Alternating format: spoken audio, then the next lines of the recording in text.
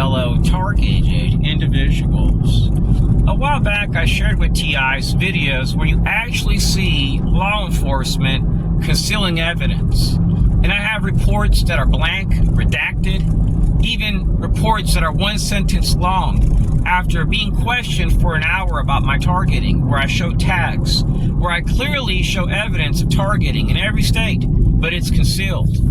When you go to police, make sure that you're recording, because later on down the road, if you have an incident, they're going to say, oh, you never told us. When you have proof, it looks really bad. It also increases your targeting, because now that you have proof that the system, it can't be trusted. I'm not anti-government. I want to trust the system, but I've never had one aspect of this government say, hey, we're willing to investigate. Not one.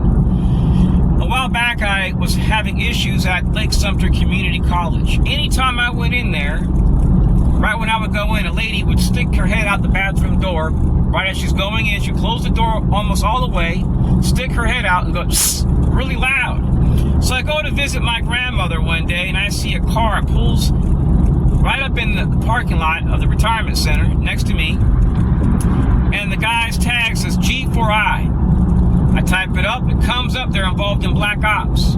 He stands at the front, then he goes back to the car. When I go in, a lady walks up to me that I've never seen before there. She whistles this close to my face. I go to see my grandmother, and I open up her door to let her room air out. And I'm sitting on the sofa, and I can see the restroom for the employees right across from my grandmother's room. A lady comes in, looks at me and goes, Sss. Then she goes to the bathroom and closes the door almost all the way and sticks her head out, and she whistles one time. Then she quits the job right after that. When you deal with contractors, you may deal with one and think that's just one company. No, it could belong to, it's called a STAHL style, incorporated, whatever.